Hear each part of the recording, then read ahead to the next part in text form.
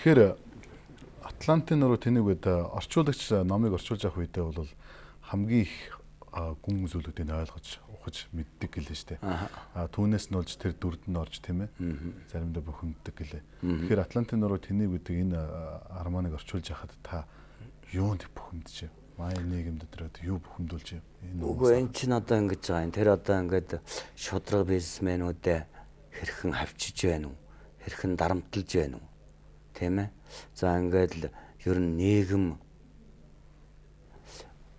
юу н жолоодлогогүй болоод ирэхээр нийгмийн толгой дээр удирдлага ямар ч одоо тийм юугүй хүмүүс ард түмнэ гэж бодсон гэхээсээ илүү ард түмнэ гэж бодоагүйгээсээ илүү тийм үү нийгмийг хааш нь авч явахаа ямар замаар авч явахаа мэдэхгүй хүмүүс гараад ирэхээр нийгэм яаж өнчирдгөв яаж эзэнгүйдгөв тэр байдлыг гаргаад ирж байгаа байхгүй юу гэтэл эн чинь бол яг өнөөдөр Монголын байдалд би бүр заримдаа ингээд мангуу юм шиг зарим шөнө үл 2 цаг унтна шүү дээ. За заримдаа 1-4 цаг унтна. За тэгэл өглөө босоод дахиад суун ингээд мангуу юм шиг тамхины утаанд л бүчээстэй. Тийм үү? Ингээд сууж яхад л улмалнд бохимдох одоо яах вэ гэхлээр нэг юунаас аптек руу гүгээд очихд л нөгөө энэ дэр гарч байгаа шүү дээ. Нэг аптек руу гүгээд очихд яасан бэ? Хаац. Яасан татвараа төлж чадаагүй. Нэг бодисдор дэшээ гарах гэж явсан чи яасан хав харанхуй яасан бэ гэсэн чинь юуг нь олгоолаад аваад явцсан хамгийн натлын жишээ. За тэгэхээр нөгөө нэг оюунлаг хүмүүсээ тоохгүй болоод ирэхээр өөрөөр хэлбэл байна хит капитал руу шунаад хит өөрсдийнхөө шудраг хөдөлмөрөөр капитал олохоосоо илүүтэйгээр шудраг бизнесмэнүүдийг дарамтлах тийм үү? Хэн нэгнээс хамааралгүй үйлдвэрлэл үйлчилгээ явуулж байгаа хүмүүсийг дарамтлах, банкуудыг дарамтлах тийм үү? Эсвэл байна нөгөө нэг хэсэг бүлгэрээ болоод тийм ээ хамгийн орлоготой, хамгийн ашигтай тийм бүс нутгуудыг эзлэн авах.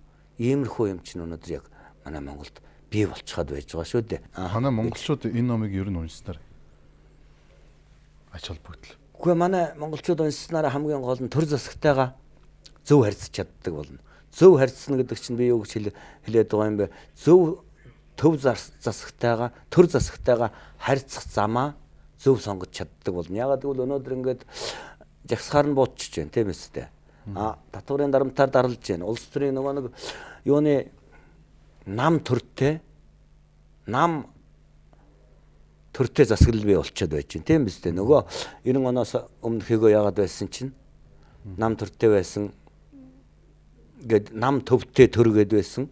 Тийм үү? Тэрнийг хараагаад л байсан чи одоо тэрнээс айхтар юм болчиход байж. Тэдэнтэй л харьцахаа нөгөө тэмцлийнхээ шинэ хэлбэрийг л сонгож авна да. Магадгүй энэ үгээрч сонгож авч магадгүй тухайлбал ингээд чи бодоод үзэлтэй энэ 100 мяат дээр 80 хэдэн инженер ажлаас халах хоригдлоо өгсөн. Тийм үү? Шууд халагдъя л гэсэн. Энэ ч хамгийн зөв штэ. Чи яахгүй чиний техникийн юм уу оюуны чадварыг үнэлэхгүй байгаа хүнд чи заавал хөдөлмөрөө өнгөлүүлэх гэсэн хэрэггүй тэдний боол болох хэрэг байхгүй. Тийм үү? Тэрний дээшээ явъя тэнгэр хол доошоо явъя газар хатуу. Тийм үү? Тэрнийг яагаад олигтойхон үйлдвэрчний эвлэл гэж манайд байхгүй. Яг энэ ном дээр ч гардаг штэ эсрэг бэхрүүд гэж байгаа. Өөрөөр хэлбэл ажил хайцсан хүмүүсийн оронд урд нь пенсэндээ гарсан ч байд юм уу өөр хүмүүсийг эсвэл өөр мэрэгжлийн хүмүүс аваач тавих гэж бас үзсэн штэ мяат чинь. Тэгвэл тийм юм чинь бүтдэггүй юм аа. Тэгэхээр яах вэ гэхээр манай одоо энэ нийгэм маань биднээс наа төрөхгүй шүү дээ. Тэгэхээр зөв сонголтоо хийдэг болно энэ намайг уншвал хүүхдүүд хар багаасаа яадаг вэ гэхээр эргэцүүлнэ. Зүгээр нэг ухаандаа Дорж Дулмаа хоёрын хоньны бэлчээр дээр уулзсан хайрын тухай юм бл. Дэлхий чинь хаашаа явж байгаа бол шинжлэх ухааны техникийн дэвшлэн байна уу, боолчлон байна уу, тийм үү? Ийм болцсон тийм ээ. Ухаандаа Дорж Дулмаа хоёрын тэр хоньны бэлчээр дээр уулзсан тухай уран зохиол одоо хэрэг байхгүй шүү дээ тийм үү? Заавалчгүй хүний толгойд юм өгдөг уран зохиол хэрэгтэй. Тэр нэг тийм учраас л энийг чинь дэлхийд нэгэнт соригдчихсан, шалгарчихсан. Тэрнээс би юугаар нь ухаандаа амархнаар нь зүгээр нэг шүлгүүд орчуулаад ч юм уу. Аль эсвэл юу яагаад ч чадсан шүү дээ. хүүхдийн зохиол эсвэл жүжиг энэ төр орчуулах чинь харилцсан яриа юм чи ачаа амархан шүү дээ. Миний хүсдэг юм тэр л дээ. Заавалчгүй тийм нэг хүн хэрэгтэй болох юм яг л.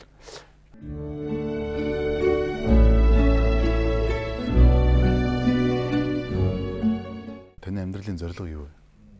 Ер нь чи энэтэй уялдуулж асууж байна уу? Тий, ер нь яг би сая таны ярьж байгаа ярианы дундаас ч энэ хүн энэ Атлантын нуруу тэнийг гэдэг энэ номыг орчуулж явахдаа бол мэдсэн байгаа шүү дээ. Тэгэхдээ өмнө нь байсан амьдралын философи нь өөрчлөгдсөн болов энэ номноос болж өөрчлөгдсөн болов гэх. Тэгэхээр одоо ч ингэж байна шүү дээ. Ер нь магадгүй эн чинь би энийг орчуулснаас хойш тийм боддог болсон ч гэж магадгүй маш их яруу болсон л доо.